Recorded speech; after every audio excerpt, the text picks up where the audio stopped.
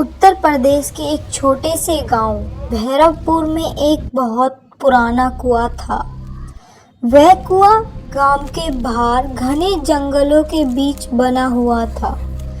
उसके पास एक बड़ा बरगद का पेड़ था, जिसकी जड़ें जमीन से बाहर निकलकर ऐसे फैली हुई थी जैसे किसी का हाथ हो। गांव के बुजुर्ग हमेशा कहते थे कि उस कुएं के पास सूरज ढलने के बाद कोई नहीं जाता, क्योंकि वहां एक चुड़ैल रहती है। कहते हैं कई साल पहले उसी कुएं में एक औरत की रहस्यमय मौत हो गई थी।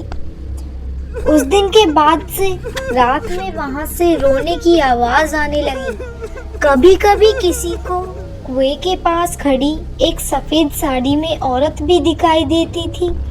गांव के लोग उस जगह से दूर ही रहते थे, लेकिन एक दिन शहर से रवि नाम का लड़का अपने मामा के घर आया। रवि पढ़ा लिखा था और उसे इन सब भूत प्रेत की बातों पर बिल्कुल विश्वास नहीं था। एक शाम गांव के कुछ लड़के चौपाल पर बैठे उस कुएं की बात कर रहे थे। एक लड़के ने कहा, भाई रात को वहां मत जाना। जिसने भी कोशिश की है उसके साथ कुछ ना कुछ बुरा हुआ है। रवि हंस पड़ा। उसने कहा, ये सब बेकार की बातें हैं, भूत प्रेत कुछ नहीं होते। तभी एक लड़के ने चुनौती दे दी। अगर इतना ही भरोसा है तो आज रात 12 बजे उस कुएं के पास जाकर दिखाओ। पहले तो रवि कुछ सोचता है, लेकिन फिर वह मान जाता है। रात के करीब 12 बजे रवि अकेला मोबाइल लेकर उस जंगल की तरफ चल पड़ा।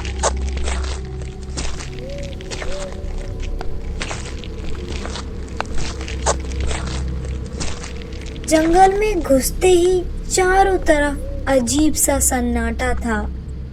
हवा चल रही थी, पेड़ हिल रहे थे और कहीं दूर से कुत्तों की भौंकने की आवाज आ रही थी। कुछ ही देर में वह उस पुराने कुएं के पास पहुंच गया। चांद की हल्की रोशनी में वह कुआं और बरगद का पेड़ बहुत डरावने लग रहे थे। रवि ने अपने मोबाइल से वीडियो बनाना शुरू किया। वह हंसते हुए बोला, देखो यहाँ कोई चुड़ैल नहीं है। अचानक कुएं के अंदर से किसी औरत के रोने की आवाज आई। रवि का दिल जोर से धड़कने लगा। उसने सोचा शायद कोई जानवर होगा। वह धीरे धीरे कुएं के पास गया और अंदर झांककर देखने लगा। अंदर गहरा अंधेरा था, लेकिन कुछ सेकंड बाद उसे ऐसा लगा जैसे नीचे कोई सफेद साड़ी पहने औरत खड़ी है और वह धीरे धीरे उसकी तरफ देख रही है। रवि घबरा गया और पीछे हट गया। तभी अचानक उसका मोबाइल अपने आप बंद हो गया। अब चारों तरफ घना अंधेरा था।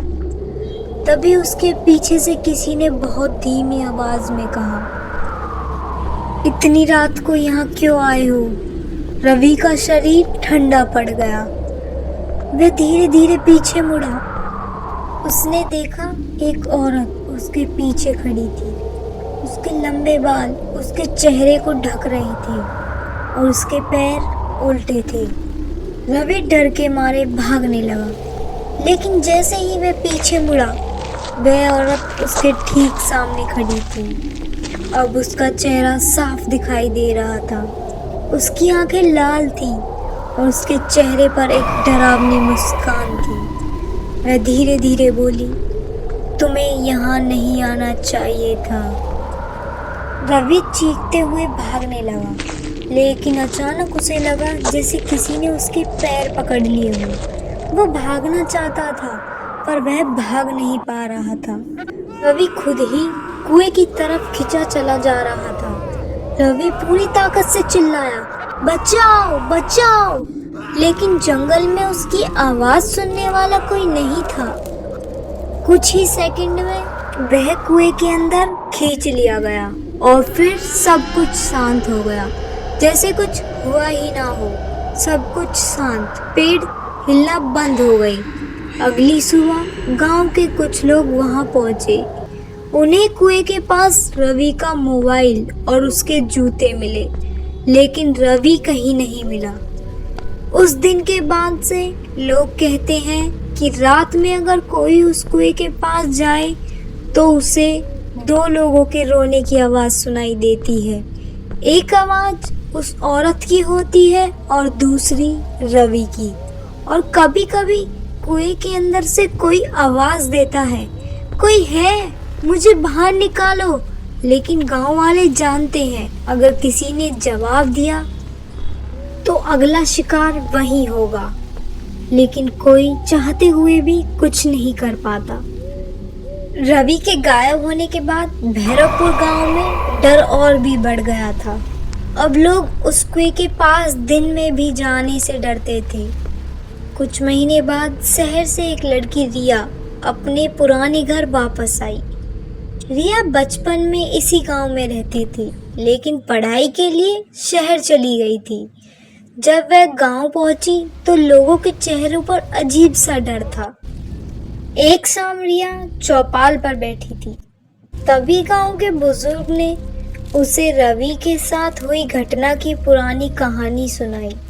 उन्होंने कहा, बेटी, उस कुएं के पास मत जाना, वहां अब दो आत्माएं भटकती हैं, एक उस औरत की और दूसरी रवि की। लेकिन रिया भी रवि की तरह इन बातों पर विश्वास नहीं करती थी। उसने हंसते हुए कहा, यह सब अंधविश्वास है, भूत प्रेत कुछ नहीं होते। उस रात करीब 12 बजे रिया चुपचाप घर से निकल पड़ी। चांदनी रात थी और हल्की हवा चल रही थी।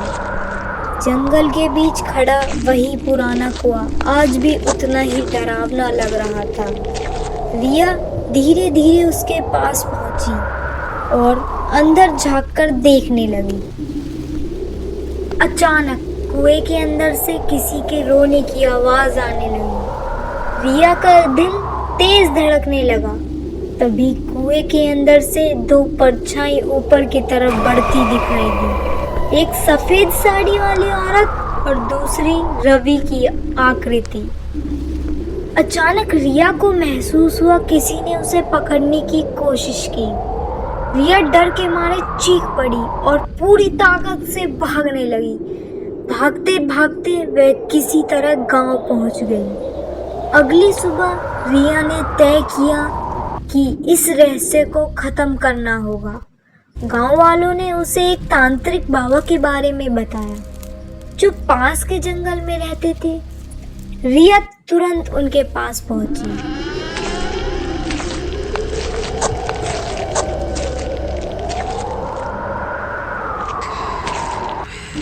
और सारी बात बता दी।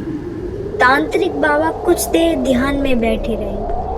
फिर उन्होंने गंभीर आवाज में कहा, उस कुएं में दो अधूरी आत्माएं फंसी हुई हैं, एक उस औरत की और दूसरी रवि की।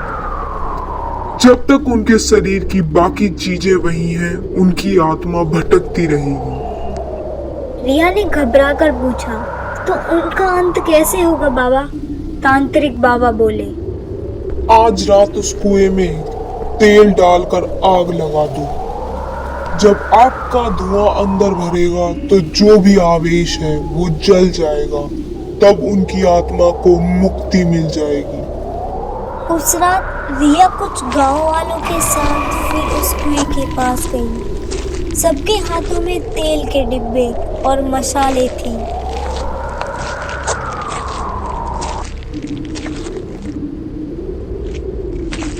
रिया ने हिम्मत करके तेल कुएं में डाला और मशाल अंदर फेंक दी। कुछ ही सेकंड में कुएं के अंदर आग भड़क उठी और फिर अचानक अंदर से भयंकर चीख सुनाई देने लगी। ऐसा लग रहा था जैसे कोई मुक्त होने के लिए चिल्ला रहा हो। यह दृश्य देख गांव वाले डर गए।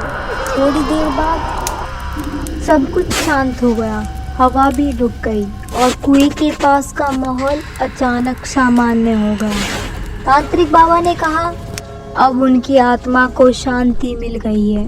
उस दिन के बाद से भैरवपुर गांव में कभी भी उस कुएं से रोने की आवाज़ नहीं आई और धीरे धीरे लोग समझ गए कि कभी कभी अधूरी आत्माओं को मुक्ति देने के लिए डर का सामना करना पड़ता है।